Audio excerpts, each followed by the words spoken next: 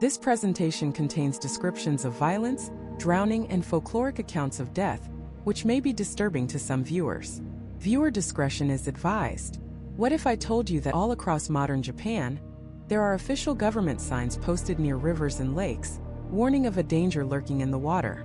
These signs don't warn of strong currents, or pollution, or even alligators.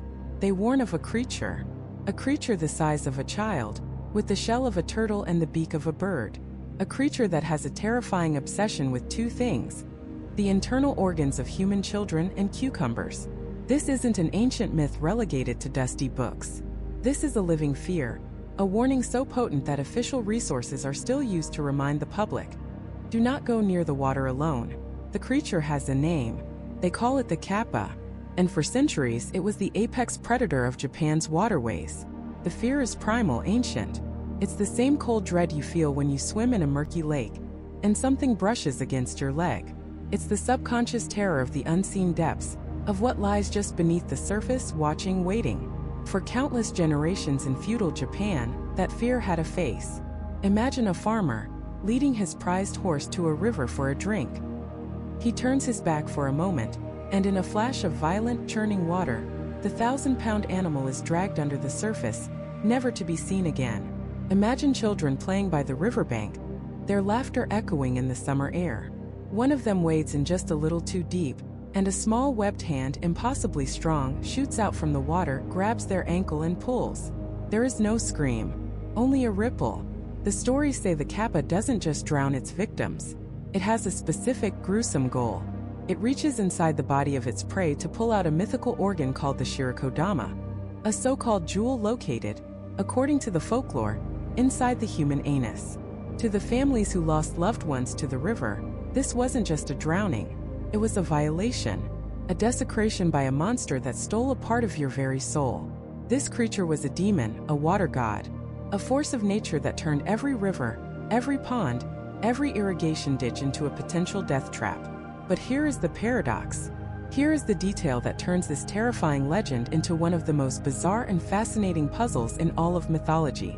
This unbelievably powerful creature, this demon capable of overpowering a full-grown man or even a horse, has one of the most absurd weaknesses imaginable.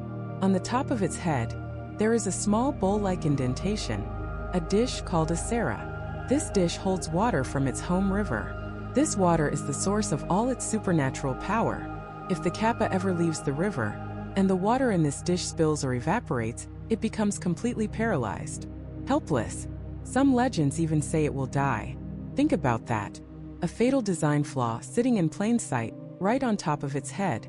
It's the equivalent of a dragon having a giant, glowing off switch on its nose. It makes no sense.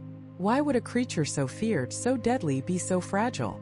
How could it have terrorized a nation for centuries if all you had to do was knock the water off its head? This contradiction is the key. It's a clue that suggests the truth about the Kappa is far stranger and more complex than a simple fireside monster story. And it opens up a burning question that historians and folklorists have debated for years. What is the real secret behind the water in its head? And how did ancient Japanese villagers discover a way to turn this bizarre weakness into a weapon? To understand the weapon, you first have to understand the monster. The Kappa is a chimera, a walking contradiction of biological parts. It is typically described as being roughly the size of a 4 to 10-year-old child, a detail that makes its predatory nature even more disturbing. Its skin is said to be scaly, ranging in color from a deep river green to earthy brown or even a shocking red. Its hands and feet are webbed, perfect for navigating the currents of a river, but they end in sharp, powerful claws capable of tearing flesh. On its back, it bears the single most recognizable feature, the hard, sturdy carapace of a turtle. This shell acts as a natural shield, making it incredibly difficult to injure from behind. It is an amphibious tank, perfectly designed for its environment. But the most unsettling features are on its head.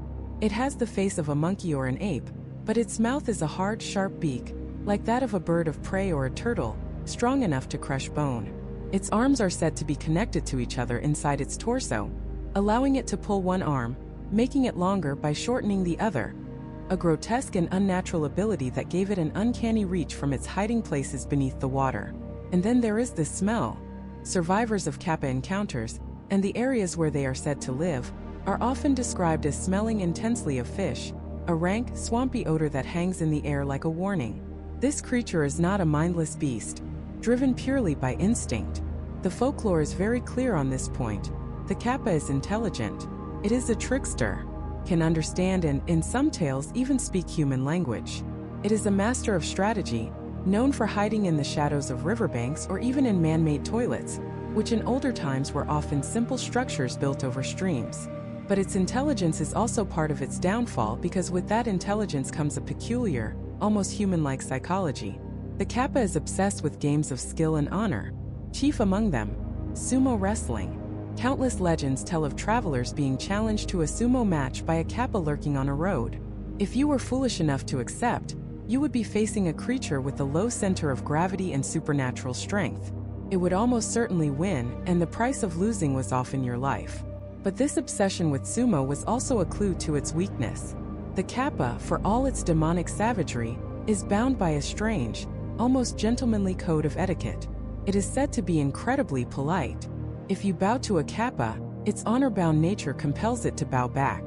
And when it bows, the water from the dish on its head spills onto the ground, rendering it powerless. This is the secret.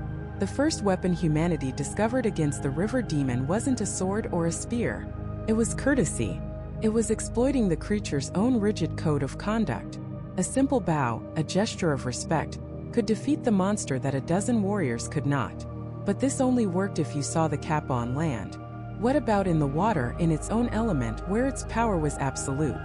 That required a different kind of strategy. It required a bribe. This brings us to the cucumber. For reasons lost to time, the Kappa loves cucumbers more than anything else in the world. Even some stories say more than human children. Farmers would carve their names and the names of their family members into cucumbers and toss them into the river as an offering, a tribute to the water god, begging it to leave their children alone and accept the vegetable instead. It was a form of protection, a sacred pact. In some regions, this tradition became so ingrained that it was considered a taboo to eat the first cucumber of the harvest. That was reserved for the Kappa. This bizarre dietary preference gave humans a second tool: appeasement. You couldn't fight the demon in the water, but maybe you could buy it off. So now we have a portrait of a truly bizarre entity, a creature of immense strength and terrifying appetite, yet one that can be defeated by a polite gesture and bribed with a common garden vegetable. These contradictions are not mistakes in the storytelling. They are the very heart of the legend. They paint a picture of a creature that was not just feared, but also in a strange way understood. Ancient people studied their enemy. They learned its habits, its psychology, its strengths, and its fatal flaws. They developed a playbook for survival. But the most incredible stories are not just about survival. They are about capture. There are tales of villagers who managed to outsmart a Kappa, forcing it to not only spare them, but to serve them. One of the most famous legends comes from a temple, where a captured Kappa was forced to write a sworn oath, a magical contract promising to never harm the local people again. And to this day, you can supposedly go to that temple and see that very document, a promise signed by the webbed hand of a river demon. This strange contract, a demon's promise scrawled on paper, reveals a critical truth about the Kappa. For all their monstrous strength and malevolent intent, they are not invincible. They are bound by a peculiar, almost legalistic sense of honor. A promise is a promise, even for a creature that drags children to their deaths. And this isn't their only exploitable flaw. The people of feudal Japan, living in constant fear of these riverside terrors, became experts in Kappa psychology. They learned their weaknesses, their obsessions, their strange codes of conduct. And the most famous, most vital weakness of all is located right on top of the creature's head. That bowl-like depression, the Sera, is the Kappa's life force. It holds a small amount of water from its home river, and this water is the source of its incredible, supernatural power on land. As long as that dish is full, the Kappa is a formidable foe, stronger than any 10 men. But if that water spills, the Kappa becomes paralyzed, helpless. In some stories it even dies. So, how do you get a river demon to spill the water on its own head? You use its own culture against it. The Kappa, for all its monstrous nature, is obsessively polite, almost pathologically so. If you encounter one, the single best thing you can do is bow. A deep, respectful, formal bow. The Kappa, bound by its strange etiquette, will have no choice but to return the gesture. And when it bows its head, the precious, life-giving water spills from its sera, leaving it powerless at your feet. Imagine the scene. A traveler, walking along a riverbank at dusk. The reeds rustle. A small green figure blocks the path, its eyes glowing with ancient malice, its beak-like mouth curved in a hungry grin. The traveler's heart hammers in his chest. But he remembers the stories. He doesn't run. He doesn't scream. He simply plants his feet, takes a steadying breath, and performs the deepest, most respectful bow he can manage. The Kappa is taken aback. It hesitates, its predatory instincts warring with its ingrained compulsion for politeness. And then its own nature betrays it. Bows back. The water splashes onto the dusty path. The creature freezes, its power gone, its glowing eyes wide with shock and humiliation. In that moment, the tables are turned. The human is the master.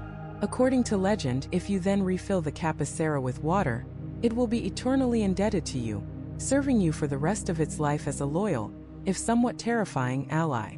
But there are other, stranger ways to appease a Kappa. They have an obsession, a craving for one food above all others: the cucumber. To this day in Japan, sushi rolls filled with cucumber are called kappamaki. The reason for this obsession is a mystery. Some say it's because cucumbers are over 90% water, reminding them of their river homes. Others believe it's because cucumbers were often the first vegetable offerings made to water deities. Whatever the reason, this craving is a powerful tool for survival. For centuries, families living near rivers would carve their names, and the names of their children, into cucumbers and toss them into the water as an offering. The idea was that the Kappa, a creature that can be both monstrous and oddly formal, would accept this gift. And in doing so, it would be honor-bound not to harm the family that had so generously fed it. It's like a preemptive peace treaty, a bribe paid in vegetables to a demon. Farmers would leave cucumbers at the edges of their fields, hoping to placate any Kappa that might be lurking nearby, preventing them from dragging away their livestock or their kids. And the bizarre quirks don't stop there. Kappa are also obsessed with sumo wrestling. They consider themselves the greatest wrestlers in existence, and will frequently challenge any human they deem a worthy opponent. If a Kappa emerges from the water and challenges you to a match, you're in a terrible bind. Refusing is a grave insult that will surely end with you being drowned. But accepting seems like suicide. These creatures possess a wiry, unnatural strength. They can supposedly pull a horse into a river. A human stands no chance. But again, knowledge is power. The trick is not to win, but to use their own pride against them. One famous story tells of a man challenged by a Kappa. Knowing he couldn't win by force, he declared, "I would be honored to wrestle you, but first, let us bow to the ring, as is tradition." The proud Kappa agreed, bowed deeply, and spilled the water from its head, losing the match before it even began. But what if you actually managed to beat one in a fair fight? It's said that a Kappa, if defeated honorably in sumo, will not only spare you but may even befriend you, sharing its profound knowledge of medicine and bone setting, which leads to one of the most gruesome and fascinating Kappa legends of all. It's the story of a man who, surprised by a Kappa trying to drag his horse into the water, drew his sword and managed to slice off the creature's arm. The Kappa shrieked and fled back to the river, leaving its severed, webbed arm behind. The man took the arm home as a trophy. A few nights later, there was a knock at his door. It was the Kappa, now humbled and pathetic. It begged for its arm back. It explained that Kappa have incredible regenerative abilities, but only if they can reattach the original limb within a few days. The man refused, but the Kappa was persistent. It promised that if he returned the arm, it would teach him a secret salve, a miraculous medicine that could heal any wound and set any bone perfectly. This was an incredible offer. Kappa were seen as masters of medicine, their knowledge far beyond that of humans. The man, a little greedy and a little compassionate, agreed. He made the Kappa sign another one of those famous sworn oaths with its remaining hand, promising never again to harm humans or livestock in the area. The moment the promise was made, he gave the arm back. The Kappa reattached it, and true to its word, it shared its secret medical knowledge. That family, it is said, became renowned as the greatest bone setters in the region for generations, their success built on a violent encounter and a bizarre bargain with the river demon. These stories paint a strange picture. a creature that is both a deadly predator and a stickler for etiquette, a monster that drowns children but can be defeated with a polite bow, a demon that craves human flesh but can be bought off with a cucumber. It's easy to get lost in these quirky, almost comical weaknesses and forget the terrifying reality of what the Kappa truly is. Because for every story of a Kappa being outsmarted, for every tale of a bargain being struck, there are 100 others that don't end so well. Stories of empty riverbanks, of missing children, of grieving parents finding only a single small sandal left in the mud. The bow, the cucumber, the sumo match, these are defenses. They are tricks learned over centuries of terror. They exist only because the alternative is so unspeakably grim. And they do nothing to protect you from the Kappa's single most horrifying and infamous method of attack. A method so vile, it involves reaching inside its victims while they are still alive, and pulling out something the Japanese believed was a physical manifestation of the human soul. This mythical organ is called the shirikodama, and according to legend, it was a small glistening ball located deep inside a person's rectum. This wasn't a biological organ, of course, but a spiritual one. A tangible physical vessel that was believed to contain a person's life force, their very soul. To the Kappa, the shirikodama was the ultimate prize, a delicacy more valuable than any other treasure. And its method for acquiring it is the stuff of nightmares. The attack would begin with terrifying speed. A hand, cold and webbed, would shoot out from the murky water, grabbing an ankle. The victim, whether a child playing too close to the edge or a farmer washing his tools, would be pulled under before they could even scream. In the disorienting, oxygen-starved chaos beneath the surface, the Kappa would strike. With its supernatural strength, it would hold its victim down, and then its other hand would reach inside. It would probe past the sphincter, deep into the body, searching for that spiritual orb. The victim would be conscious for this, experiencing a violation so profound it transcended mere physical pain. And once the Kappa's claws found the shirikodama, it would clench and pull. The result was instantaneous death.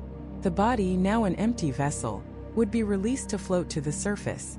When discovered, coroners of the era would be baffled. There would be no signs of a struggle, no major wounds, no water in the lungs to indicate a simple drowning. The only telltale sign was a horrifically distended anus, a silent testament to the soul-stealing violation that had occurred. The shirikodama itself was never found. The Kappa would have already consumed it, or, according to some legends, offered it as tribute to the great dragon king who ruled the seas and rivers, a tithe paid in human souls. This belief, as grotesque as it is, likely has its roots in a grim reality. Drowning is a horrific way to die, and the physiological effects on the human body are often misunderstood. A body left in the water for a period of time begins to decompose and bloat due to internal gases. This process can cause the sphincter muscle to relax and the anus to appear widened or prolapsed. To a pre-scientific society, stumbling upon a body in this state, with no other obvious cause of death, required an explanation. They couldn't see the microscopic diatoms in the bone marrow that would indicate drowning. All they saw was a person who was alive one moment, and a corpse with a strange specific injury the next. The legend of the shirikodama stealing Kappa provided a terrifying, but logical conclusion. It was a monster story born from a forensic mystery. It also served a vital social function. It was a brutally effective way to keep children, and even adults, away from the unpredictable and dangerous rivers, canals, and ponds of Japan. A simple warning like "don't swim there, you might drown" is one thing. But a story about a child-snatching demon that will pull your soul out through your backside? That is a warning a child never ever forgets. But the Kappa wasn't an unstoppable force of nature. It had desires, and more importantly, it had preferences. And this is where the legend takes one of its most famously bizarre turns. For all its love of human souls, there was one thing a Kappa supposedly loved even more. A simple cucumber. Yes, a cucumber. This wasn't just a casual liking. It was an all-consuming passion. To a Kappa, a fresh, crisp cucumber was the finest delicacy imaginable. This strange obsession became humanity's single greatest tool for appeasement. All across Japan, a tradition began. Before entering a river to swim or work, or at the beginning of the summer season, people would make an offering. They would take a cucumber, carve their name or the names of their family members into its skin and toss it into the water. This was a contract. It was a plea. It said, "O great Kappa of this river, accept this humble, delicious offering, and in return spare me, spare my children. Let us use your water in peace. In many villages, this became a sacred ritual. Festivals were held in honor of the local river gods, with cucumbers being the central offering. It was believed that a Kappa, having eaten a cucumber bearing a person's name, would be honor-bound to protect that person for a certain period of time, sometimes for an entire year. There are stories of children who slipped and fell into a raging river, only to be gently pushed back to shore by an unseen webbed hand. The family had made their offering. The Kappa had honored the deal. The story of the farmer Hikoichi illustrates this perfectly. Hikoichi was a clever man whose fields bordered a river known to be inhabited by a particularly nasty Kappa. One day, the Kappa grabbed his horse, trying to drag it into the water. Hikoichi, thinking fast, didn't fight.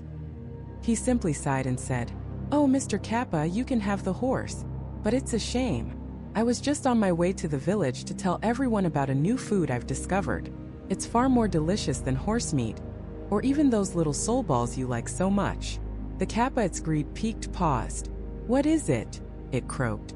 Hikoichi held up a large cucumber from his basket. "This," he said. The crunch, the refreshing water inside. "It's a feast for a king."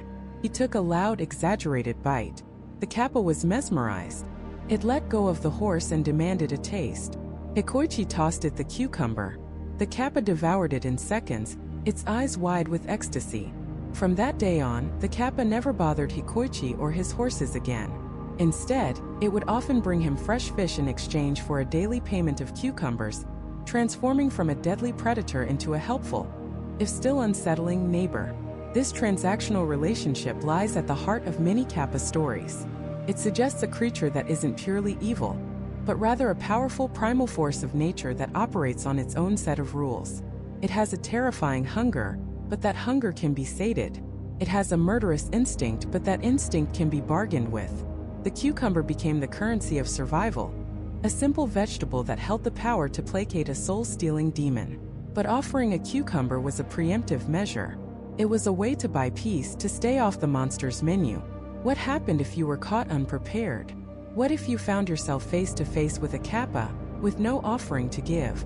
It was in these moments of sheer terror that a different kind of knowledge was required. Not the knowledge of appeasement, but the knowledge of weakness. Because for all its supernatural strength and horrifying abilities, the Kappa possesses a set of vulnerabilities so peculiar, so seemingly absurd, that they border on the comical. And exploiting them was the only way to walk away from an encounter alive. The most glaring of these weaknesses, the one that has echoed through centuries of folklore, is tied directly to its source of power, the water-filled dish on its head. This dish, called a sera, is not just a strange physical feature. It is the Kappa's heart, its battery, its very soul, all in one. The water it holds is a piece of its native river, the mystical energy source that fuels its inhuman strength. As long as that dish is full, the Kappa is a nearly unstoppable force of nature. But if that water spills, everything changes. The creature shrivels. Its muscles seize up, its powerful limbs become weak and useless. It's left paralyzed, gasping on the riverbank, as helpless as a fish out of water. In some legends, spilling the water entirely is enough to kill it outright. So, the key to survival is simple in theory. Make the Kappa spill its water. But how do you get a creature strong enough to drag a horse to its doom to simply tip its own head over? You don't use force. You use etiquette. Because for all its monstrous savagery, the Kappa is a stickler for Japanese politeness. It is said to be obsessively, almost pathologically, courteous. If you encounter a Kappa, your single greatest weapon is a deep, respectful, perfectly executed bow. Upon seeing this gesture, the Kappa's ingrained sense of propriety will compel it to return the favor. It cannot help itself. And as its turtle-like head bows forward, the precious, life-giving water from its sera will pour out onto the ground. In that moment, the tables are turned. The predator becomes the prey, paralyzed and at your mercy. It is a beautiful, almost comical irony. Defeating a demon not with a sword or a spell, but with good manners. But what if you don't have time for a formal greeting? What if the Kappa is already charging, its webbed hands reaching for you? Then you turn to its second great weakness, its stomach. The Kappa has a ravenous, insatiable appetite, and there is one food it loves above all others, a food it finds utterly irresistible, the cucumber. To a Kappa, a fresh green cucumber is the finest delicacy imaginable. This obsession is so well known that for generations, people living near rivers in Japan would carve their names and the names of their family members onto cucumbers and toss them into the water as offerings. It was a form of protection, a preemptive bribe to the local water deity. The thinking was, if the Kappa finds this delicious offering with my name on it, it will eat the cucumber instead of me. It's a bargain, a life for a vegetable. Wary travelers would carry cucumbers with them, and if they saw the telltale ripples in the water, they would throw one in as a distraction, buying them precious seconds to escape while the creature greedily devoured its favorite snack. This leads to a fascinating and far more dangerous vulnerability. The Kappa isn't just a mindless brute, it's intelligent, and it possesses a fierce, almost warrior-like pride. It loves competition, and its favorite sport is sumo wrestling. This creature, a master of grappling and leverage, sees sumo as the ultimate test of strength. According to legend, if you are cornered by a Kappa, you can challenge it to a match. Its pride may be too great to refuse. This is, of course, a terrifying gamble. You are willingly engaging in a wrestling match with a monster that can tear your limbs from your body. But there are ways to outsmart it. One famous story tells of a man who, before the match began, bowed deeply to the Kappa. The Kappa, bound by etiquette, bowed back, spilling some of its water and weakening itself just enough for the man to gain an advantage. Others say the trick is to pull the Kappa away from the water's edge. The farther it is from its home, the weaker it becomes, and a clever human might just be able to win. If you do manage to defeat a Kappa in sumo, the rewards can be immense. Humbled and bound by the honor of the competition, the Kappa may swear to never harm the people of that village again, or even offer to share its incredible knowledge of medicine and bone setting. Beyond these major weaknesses, the Kappa shares aversions common to many supernatural beings in Japanese folklore. It despises iron. The touch of it is said to burn its skin, and the mere presence of it can ward the creature off. Similarly, it is said to have a strong dislike for sesame seeds and dried gourds. No one is entirely sure why, but theories suggest these items possess a certain spiritual purity or energy that is anathema to the Kappa's nature. People would hang gourds outside their homes or carry pouches of sesame seeds to repel not just Kappa, but a host of other malevolent yokai. These are the smaller, more practical defenses. The garlic and holy water of the Japanese river demon. But perhaps the most powerful and most profound of all the Kappa's weaknesses is not a physical object or a clever trick. It's a concept, a promise. A Kappa is fiercely honorable. If it gives its word, it is bound to it for eternity.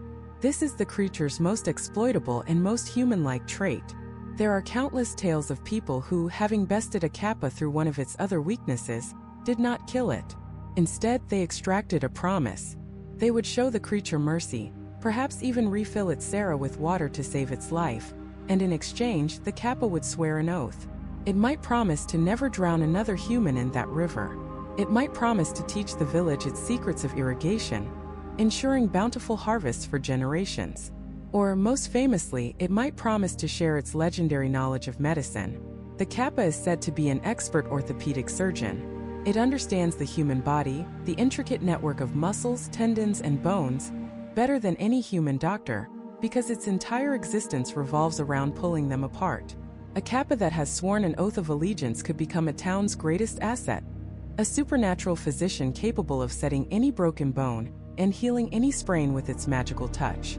These pacts, forged between man and monster, represent the ultimate victory, turning a deadly threat into a powerful ally. But this vulnerability, this unbreakable sense of honor, is a double-edged sword. A Kappa will always keep its promise, but it also never ever forgets one.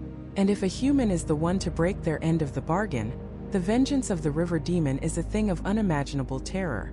This terrifying code of conduct is not just an abstract concept. It's a core component of some of the most chilling Kappa encounters ever recorded. Imagine a farmer struggling with a drought. His fields are cracked and barren. His family is on the brink of starvation. In desperation, he goes to the river and makes an offering. He calls out to the local Kappa, promising it the finest cucumber from his harvest every single day, for the rest of his life, if it will only use its power to irrigate his fields. The next morning, the farmer awakens to the impossible. A network of small, perfectly dug channels crisscrosses his land, carrying life-giving water from the river to his thirsty crops. The Kappa has kept its promise. For years the arrangement holds. The farmer's fields flourish, making him the most prosperous man in the village. And every single day, he places a large, crisp cucumber at the river's edge. But as time goes on, the farmer grows complacent, wealthy, a little bit lazy. One day he's too busy with the merchant. The next he forgets. The day after that, he figures the Kappa won't miss just one. He starts to skimp, offering smaller, run-tier cucumbers. Eventually he stops altogether. The river demon, he thinks, has served its purpose. He doesn't need it anymore. That was his first mistake. His last was assuming the Kappa had forgotten. It began subtly. The water in his irrigation channels turned thick and foul, smelling of rot and decay. His healthiest ox, his prize animal, was found floating in the river, its belly mysteriously torn open. The farmer felt a cold dread creep into his heart. He rushed to the riverbank with a basket of the finest cucumbers he could find, begging for forgiveness. But there was no answer, only the silent, cold flowing of the water. The next night, the village was awakened by a scream. The farmer's youngest son, who loved to play by the water's edge, was gone. They searched for days, but all they ever found was a single small sandal floating in the reeds. The farmer had broken his promise, and the Kappa, in its own unyielding, horrific way, had made sure the debt was paid in full. This story and others like it serve as a stark warning. A Kappa's vengeance is not swift or simple. They are intelligent, calculating creatures. They might poison your well, ensuring a slow, agonizing sickness for your family. They might pull your horses or cattle into the water one by one, destroying your livelihood. They are masters of psychological warfare, turning the very source of life, the river, into a place of unrelenting terror for those who have crossed them. They make you understand that their memory is as long as the river itself, and their anger is as deep as its darkest pools. And yet, for all their terrifying strength and supernatural abilities, the Kappa is a creature of profound, almost paradoxical weaknesses. These aren't just minor flaws. They are critical vulnerabilities that have allowed clever, or just plain lucky, humans to survive an encounter. The most famous, of course, is the Sarah on their head. That bowl of water is their life force, their connection to the power of the river. If the water is spilled, the Kappa becomes paralyzed, helpless. It may even die if the bowl isn't refilled quickly. This has led to the single most effective defense against a Kappa: politeness. Remember that strange, almost courtly sense of honor we talked about? It's not just about promises. Kappas are obsessed with etiquette, particularly the act of bowing. According to legend, if you encounter a Kappa and give it a deep, formal bow, its own rigid code of conduct will compel it to return the gesture. And when it bows its head, the water from its Sarah spills out, rendering it powerless. It's a brilliant, almost comical solution to a deadly problem. A monster defeated by good manners. This is why children in Japan were historically taught to bow deeply if they ever saw a strange creature by the river. It was life-saving advice. But their weaknesses don't stop there. While they love human flesh, there is one food they prize above all else, one thing they find absolutely irresistible: the cucumber. To this day, no one is entirely sure why. Some theories suggest that cucumbers, being over 95% water, are seen as a potent symbol of the Kappa's own watery element. Others believe it's simply their favorite food, a delicacy in their monstrous world. Whatever the reason, this obsession is a powerful tool for humans. Leaving cucumbers as offerings can appease a Kappa, keeping it from causing trouble. In some regions, families would carve their names and birth dates onto cucumbers and toss them into the river before swimming, a sort of edible protection contract, hoping the Kappa would accept the offering and leave them unharmed. It was a plea: take this cucumber and not my child. This obsession also provides an escape route. If you're being chased by a Kappa, throwing a cucumber behind you will almost always work. The creature will be honor-bound by its own gluttony to stop and devour the treat, giving you precious seconds to get away. But perhaps the most incredible story of a Kappa's weakness and its honor involves not its head or its stomach, but its arm.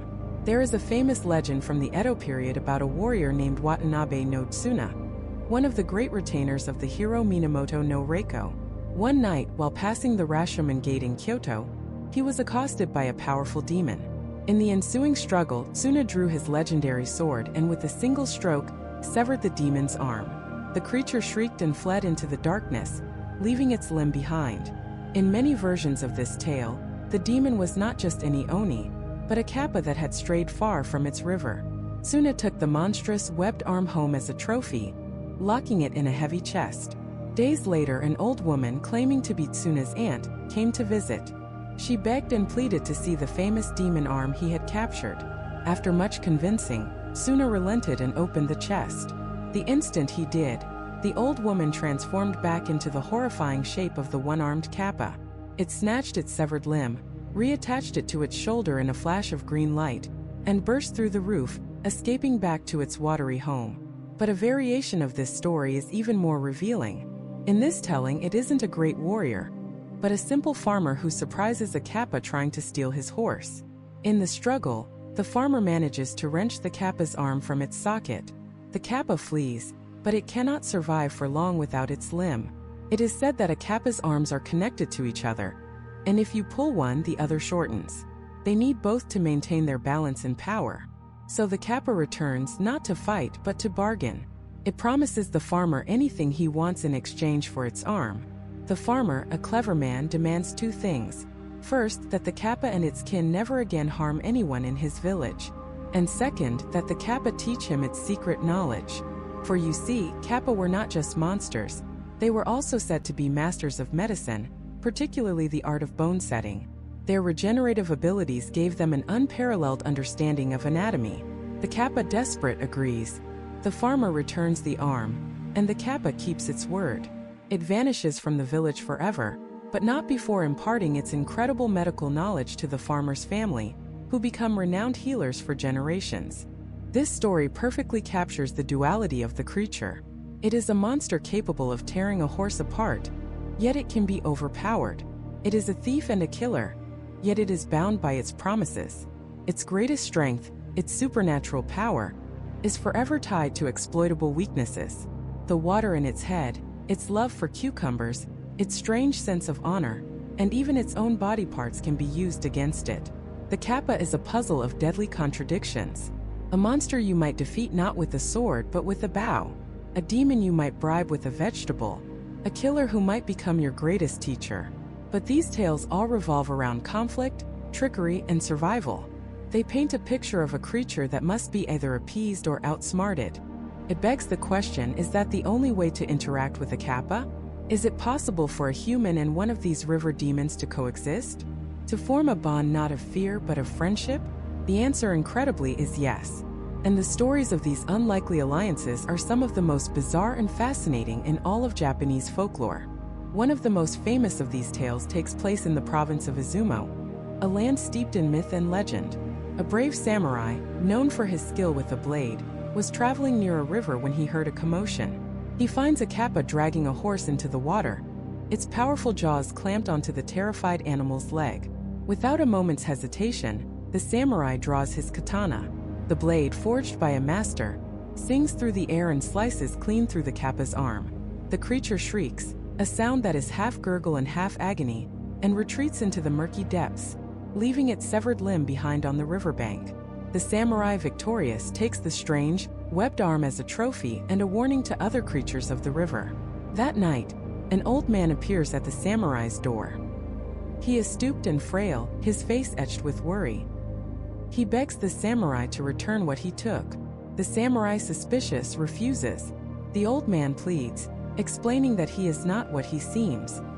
He is the kappa, and without his arm, he will wither and die. He cannot regenerate it. It must be reattached. The samurai, a man of honor but not a fool, still refuses. What guarantee does he have that the kappa won't simply attack him the moment it is whole again? This is where the story turns. The kappa, in its human disguise, makes a solemn vow. It swears an oath that if the samurai returns its arm, it will never again harm humans or livestock in this province. More than that, it will share a secret of immense value, a gift that will benefit the samurai's entire family for generations to come. The samurai, sensing the desperation and the strange sincerity in the creature's plea, agrees. He lays out the severed arm, and the kappa, reattaching it in a flash of green light, thanks him profusely before disappearing back into the night. The samurai keeps his end of the bargain, and true to its word, the Kappa keeps its. The attacks on the village stop. The river becomes a place of sustenance again, not fear. And the promised gift? The Kappa teaches the samurai and his family the secret art of bone setting. It shares its profound, almost supernatural knowledge of anatomy, of how to mend fractures and dislocations with an expertise that no human doctor of the time possessed. This knowledge becomes a family secret, passed down through generations, making them renowned healers. This story reveals a crucial aspect of the Kappa's psyche, a deep, almost legalistic sense of honor. The Kappa might be a monster, a predator, but it understands the weight of a promise. It operates on a principle of reciprocity. If you harm it, it will seek revenge. But if you show it mercy, if you help it, it is bound by its own strange code to repay that debt. This isn't just about gratitude, it's about a fundamental balance. In Japanese culture, this concept of obligation, of returning a favor, is a powerful social force. The fact that even a monstrous yokai like the Kappa is depicted as adhering to it tells you everything you need to know about its importance. And the reward is always something extraordinary, something that bridges the gap between the human world and the supernatural. The Kappa's knowledge of medicine is legendary. Why bone setting specifically? Well, think about it. Who would know more about the breaking and mending of limbs than a creature that spends its entire existence wrestling and pulling creatures far larger than itself into the water? They are masters of leverage, anatomy, and pressure points. Stories abound of families who gained their medical prowess from a grateful Kappa. In fact, some traditional Japanese bone-setting techniques are still referred to as Kappa-ryu, or the Kappa style. Imagine that. A medical practice, a real-world healing art, that traces its legendary origins back to a pact made with the river demon. But these alliances weren't always born from such violent encounters. Sometimes they were far simpler, rooted in a shared love for one particular thing: the cucumber. In another tale, a farmer is having his fields routinely raided.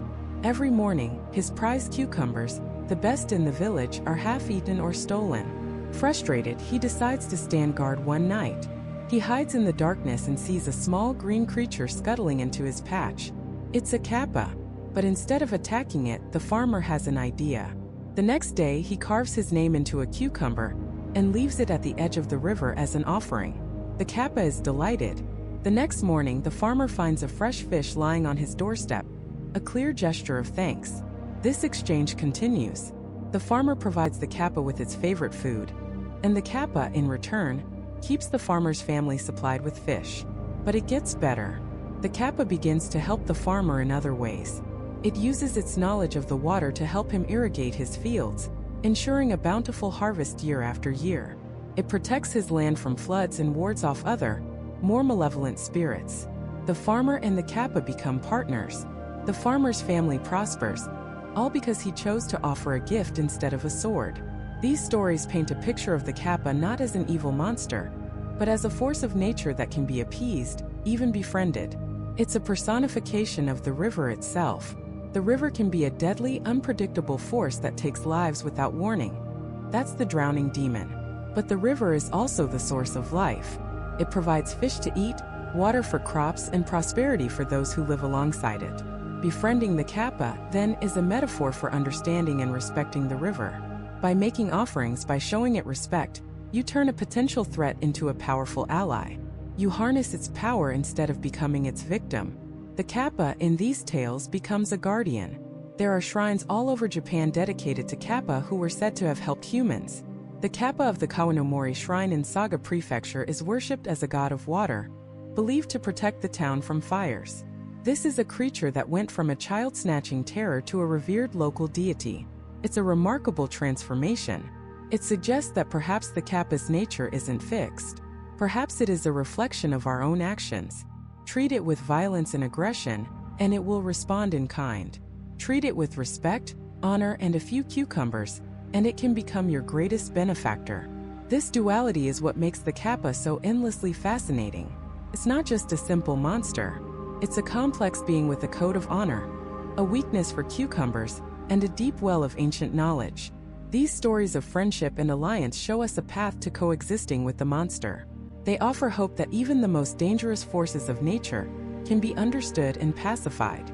But this raises a chilling question. We've seen what happens when a human keeps their promise to a Kappa. But what happens when they don't?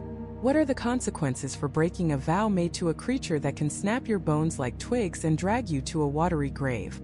The bond of a promise is strong, but the fury of a promise broken is infinitely stronger. In the annals of folklore, there are few sins greater than betraying a supernatural pact. It's a transgression that echoes through generations, a stain that can't be washed away, even by the very river the demon calls home.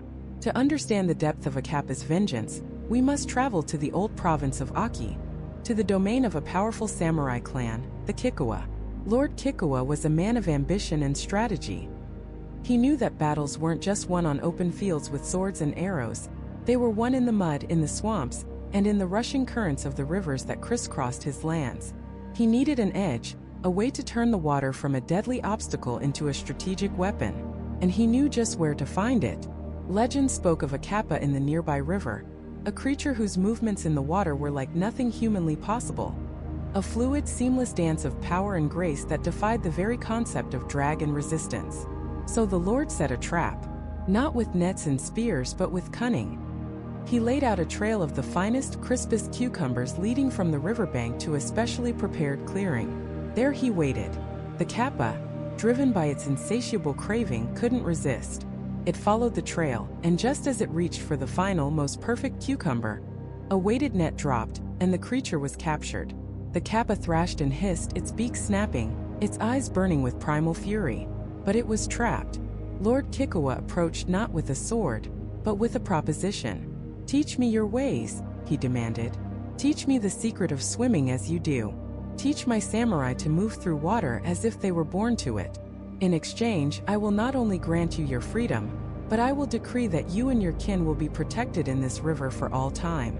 No one will harm you, and every day, a tribute of the finest cucumbers will be left for you on the riverbank." The Kappa, seeing no other choice, agreed. It swore a solemn oath, and so the strange tutelage began. The creature taught the Lord a unique and powerful swimming style, known as Kikkawaryu Swajitsu.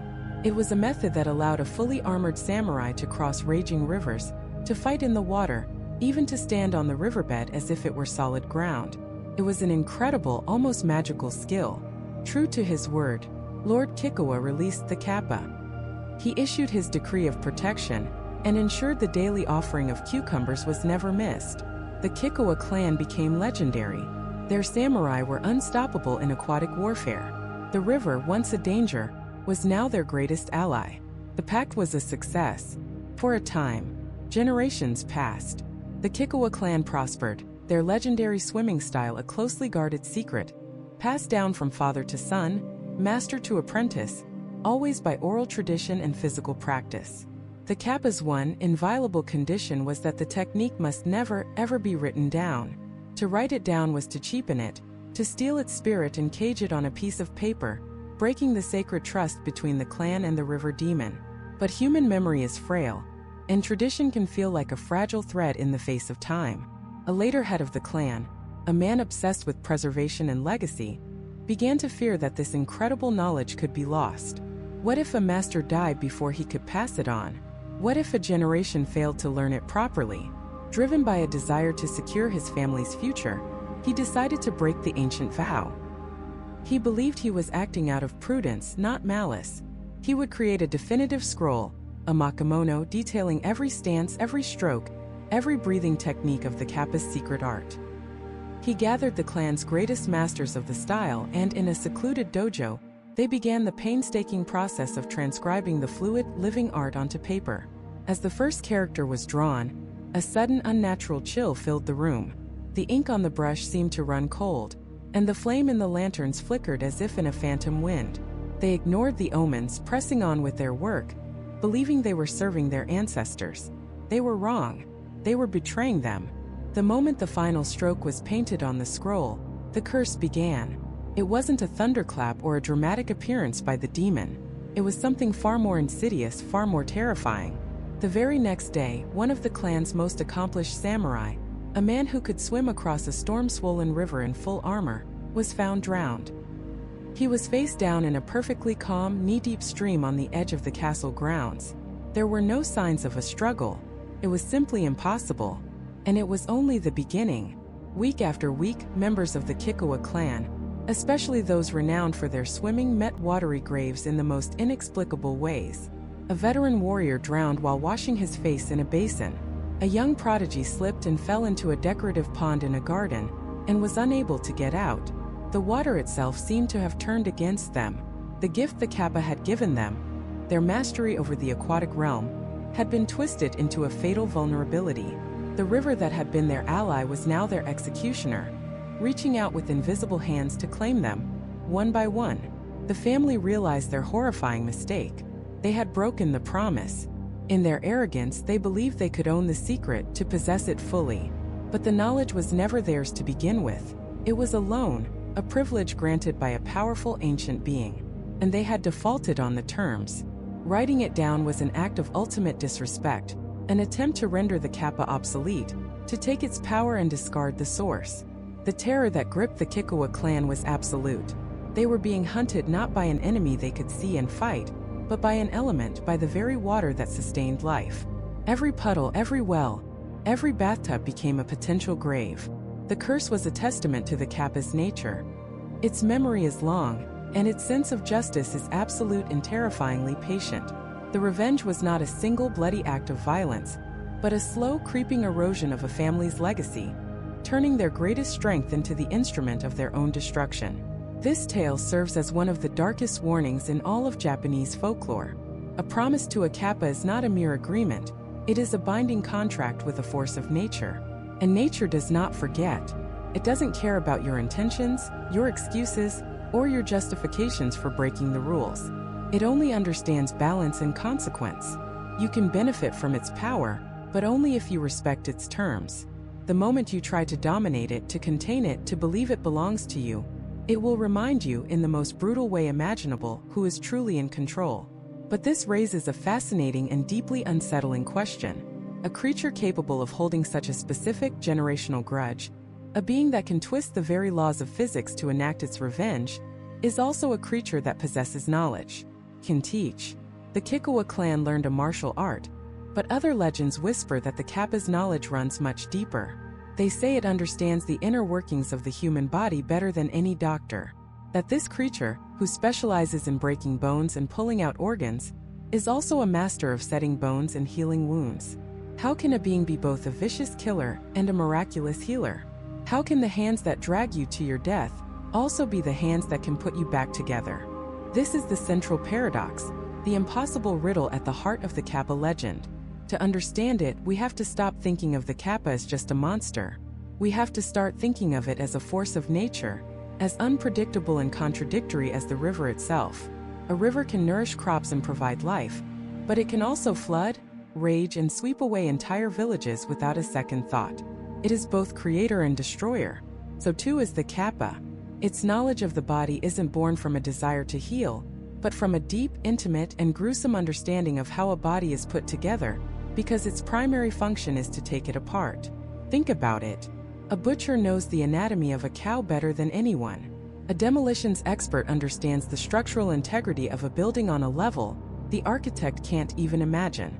In the same way, the Kappa, through centuries of dismembering its victims, of pulling out the shirikodama and other organs, has gained a terrifyingly precise knowledge of the vertebrate system. It knows exactly where the joints articulate, how the tendons connect, and at what angle a bone will snap. So when a Kappa sets a bone, it's not performing an act of compassion, simply reversing the process. It's a mechanic putting a gear back into place. For the Kappa, there's likely no moral difference between breaking a leg and setting one. They are just two different applications of the same dark knowledge. There are countless tales from feudal Japan that illustrate this strange dichotomy. One famous story speaks of a farmer in the Kanto region who was thrown from his horse. The fall was brutal. His arm was shattered, the bone protruding from the skin in a gruesome compound fracture. He lay in agony, certain he would either bleed to death or be crippled for life. As dusk fell, he heard a rustling in the reeds by the nearby stream. A Kappa emerged, its beaked face and webbed hands a terrifying sight in the fading light. But instead of attacking, it simply watched him. The farmer, desperate, offered the creature anything he had. The Kappa, in a rasping voice that sounded like stones grinding together, made a simple demand: a lifetime supply of his best cucumbers, delivered to the riverbank every single day.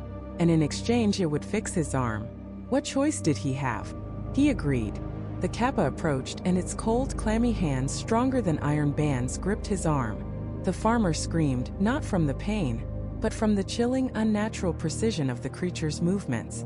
With a series of sickening clicks and pops, the Kappa manipulated the bones, sliding them back into perfect alignment with an expertise no human doctor of the era could ever hope to match. It then packed the wound with a strange mixture of river mud and crushed herbs, which instantly numbed the pain and stopped the bleeding. The Kappa then slipped back into the water without another word.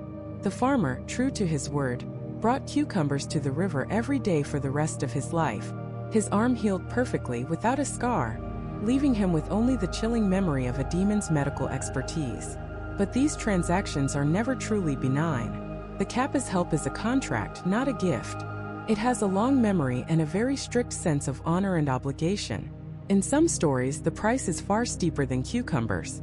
A Kappa might save a drowning child, but only in exchange for the promise of another child in the future. It might share its secret herbal remedies with a village, but that village then becomes indebted to the creature, bound to protect its river and provide it with offerings, lest its healing touch turn once again to a killing one. This isn't altruism. It's an investment. The Kappa is cultivating a resource. A grateful farmer is a reliable source of food. A village that owes you its health is a village that won't try to drain your swamp or hunt you down. It's a terrifying form of symbiosis, where humanity is just the junior partner in a deal with a monster. This relationship is built on a foundation of fear and respect. The Kappa's medical knowledge serves as a powerful tool of manipulation. It demonstrates that the creature is more than just a mindless beast. It has intelligence. It has skills that humans need. It can be bargained with. This elevates it from a simple predator to something far more complex. A local deity, a spirit of the water that must be appeased. You don't just avoid the Kappa's river. You revere it.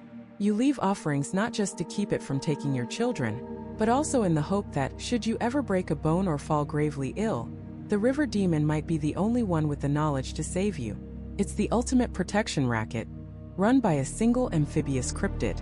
And this all loops back to its most horrifying talent, the extraction of the Shirikodama.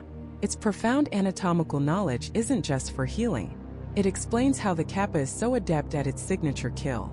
It knows precisely how to reach up and remove this mythical organ with surgical precision. The hands that can set the most delicate bones are the same hands that can tear the life force from a human body in a single fluid motion. They are two sides of the same coin. The healer and the killer are not two different Kappas. They are the same Kappa, choosing which skill to apply. This is what makes it so terrifying. It's not just a monster that can kill you. It's a monster that understands you, inside and out. It knows how you live, how you die, and exactly how you break. This deep, unsettling intelligence is what separates the Kappa from other, more brutish monsters of folklore. You can't just fight a Kappa with brute force because it's likely stronger and a better wrestler than you are. You can't simply hope it's a dumb animal, because it has proven it can be a cunning negotiator and a medical genius. It's a creature of immense physical power, surprising intellect, and an unnerving moral code built on bizarre principles of honor and sumo wrestling. It seems in many ways like an unbeatable foe, a creature perfectly adapted to its environment, with a knowledge of our own bodies that rivals our own. So how could anyone in these old stories possibly survive an encounter? How do you outsmart a creature that is both brawn and brains? You don't. You don't try to match its strengths. Instead, you have to exploit its weaknesses. And for all its power and knowledge, the Kappa has a set of weaknesses so specific, so peculiar, and so deeply ingrained in its very being, that they have become the most famous part of its legend. They are the keys to survival, the cheat codes in a game you are otherwise destined to lose. The first and most critical is the saucer on its head. The Sera. This isn't just a bizarre fashion choice. That shallow bowl, and the water held within it, is the source of all the Kappa's supernatural power. It is its battery pack, its source code, its very life force. As long as that bowl is full of water from its home river, the Kappa is a titan, an unstoppable force of nature. But if that water spills, everything changes. The creature becomes paralyzed, weak, helpless. It loses its immense strength, its ability to drag you under. In some tales, if the Sera dries out completely, the Kappa dies. So, how do you get a river demon to spill the water on its own head? You could try to knock it over, but that would mean getting close enough for it to grab you, which is a losing proposition. No, the solution is far more elegant, almost absurdly simple. You use the Kappa's own nature against it. Because for all its malevolence and love of violence, the Kappa is strangely a stickler for etiquette. It is bound by an ancient, unshakable code of politeness. And here lies the key. If you encounter a Kappa, you must not scream. You must not run. You must bow. Deeply. A formal, respectful Japanese bow. The Kappa, being a creature of rigid tradition, will be compelled by its own honor to return the gesture. It cannot help itself. It will bow back.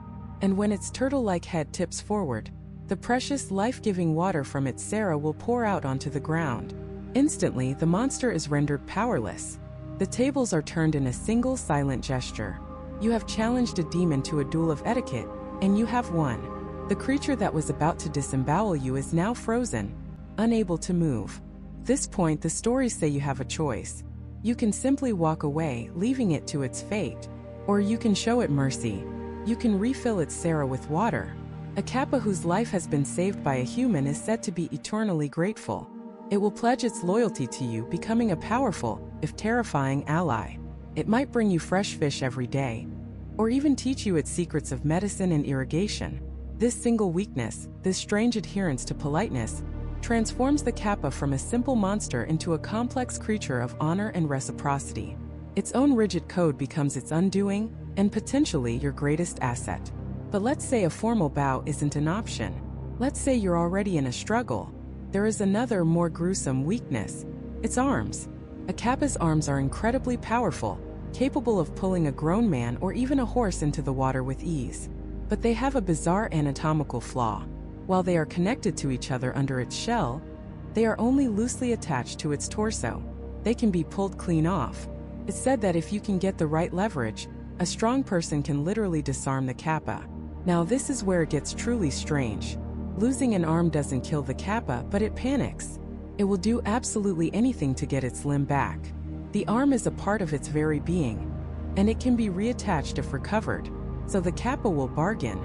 It will plead. It will promise you anything.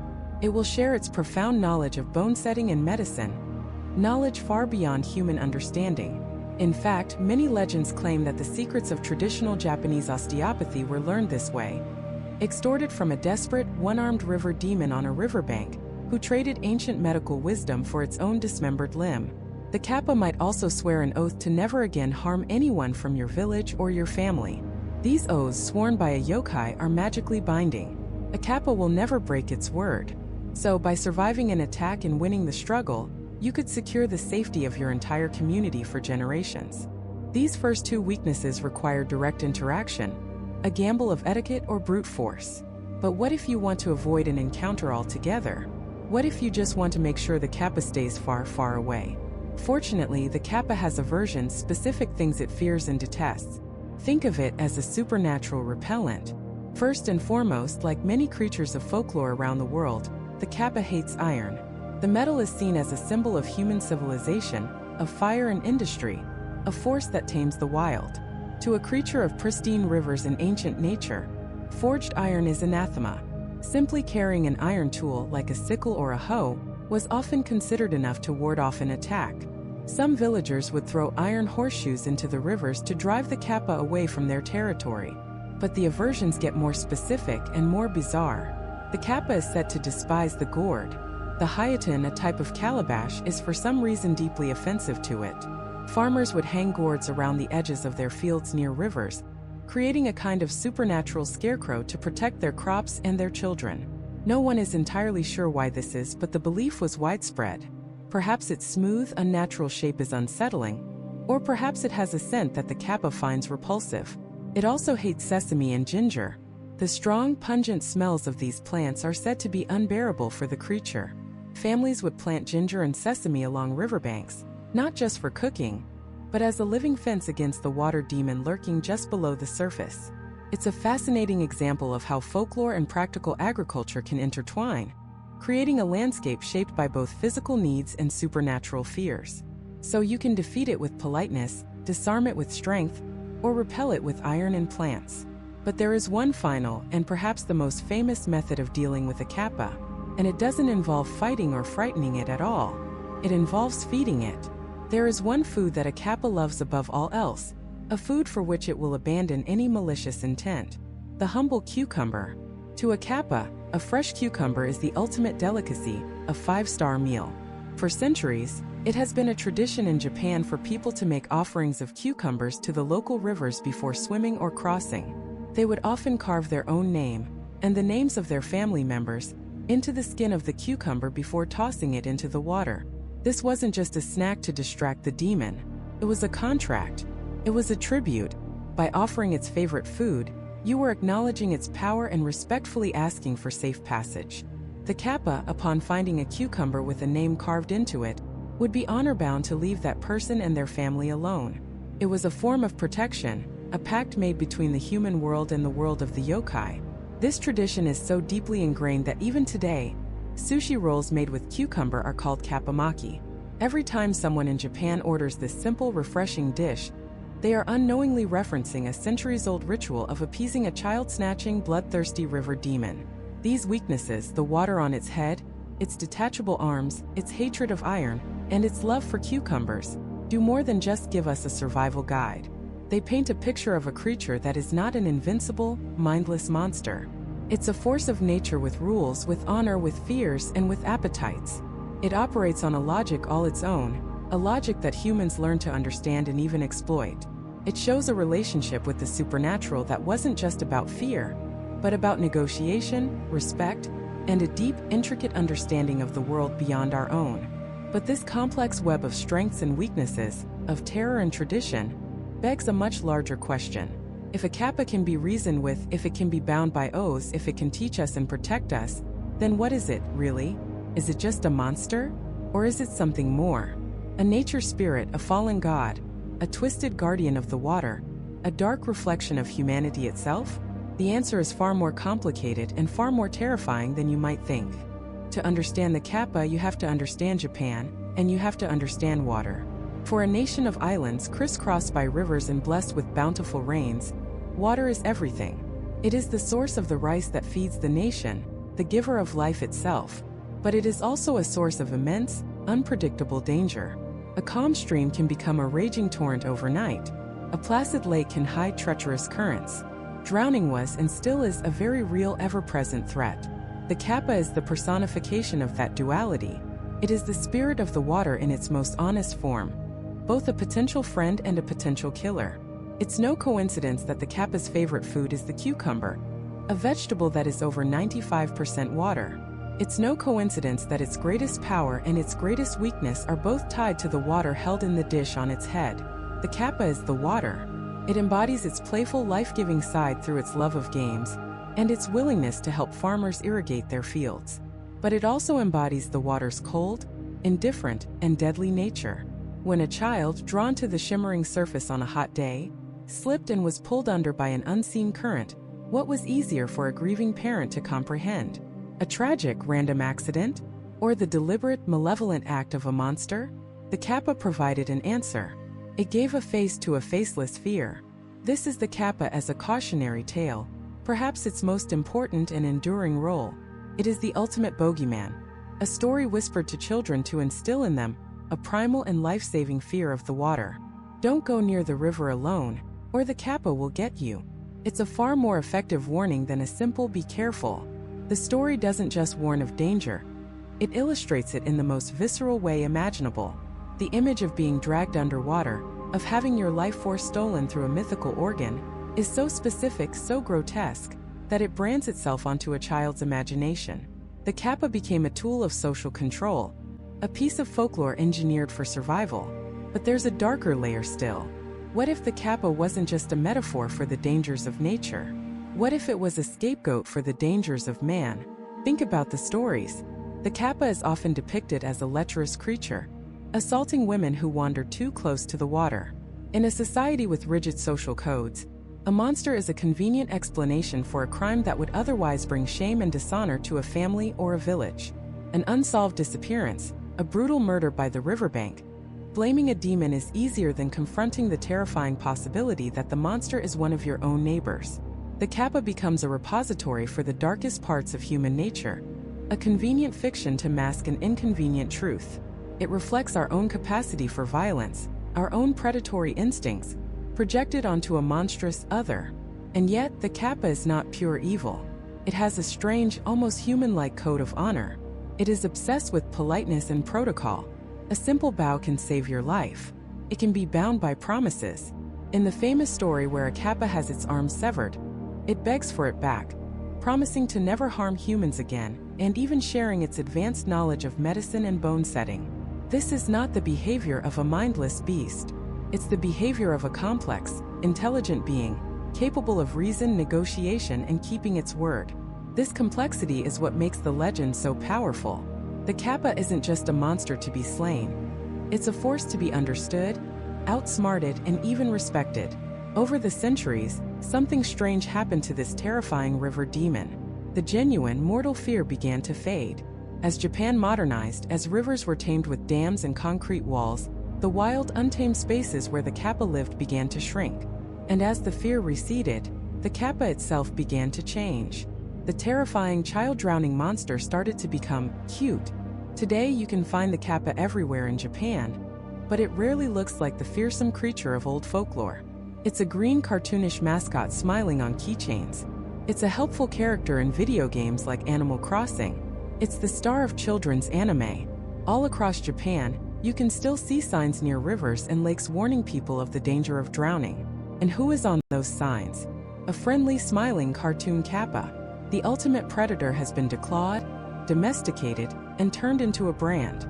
This transformation is fascinating. It shows how a culture processes its fears. We take the thing that once terrified us, we sand down its sharp edges, we make it silly, and we sell it. We conquer the monster not by killing it, but by turning it into a commodity. The terrifying demon that ripped the souls from its victims now sells soft drinks and snacks. But does that mean the Kappa is gone? Or has it just changed its disguise? The legend of the Kappa endures not because we believe a turtle monkey man is literally hiding in our local pond. It endures because the fears that gave birth to it are timeless. The fear of the unknown lurking just beneath the surface we can't penetrate is a primal human anxiety. We are land creatures. The water is not our domain. When we enter it, we are vulnerable, out of our element. Every shadow, every ripple, every strange touch of seaweed against our leg triggers that ancient alarm bell in our brains.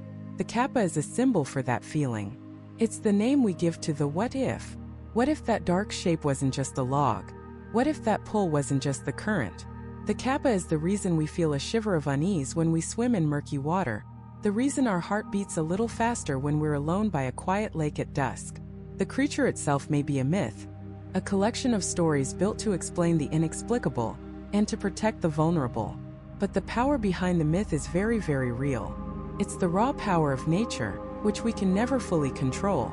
It's the hidden darkness that can sometimes surface within human society. And it's the simple, chilling fact that a person can be there one moment and gone the next, swallowed by the silent, unforgiving water. So, is the Kappa real? In the end, it doesn't matter. The world doesn't need a literal monster for the story to be true. The rivers and lakes hold their own dangers, their own mysteries. The legend of the Kappa is a ghost story that has haunted an entire nation for 1,000 years. It's a warning, a metaphor, and a dark mirror. It reminds us that some places still belong to the wild, and that when we enter them, we do so at our own risk. And so, the next time you find yourself standing at the water's edge, looking out over a still, dark surface, and you feel that ancient, instinctive prickle of fear, remember the stories. Remember the creature with the shell of a turtle and the strength of 10 men. And maybe, just maybe, you'll find yourself giving a slow, deep bow. Just in case.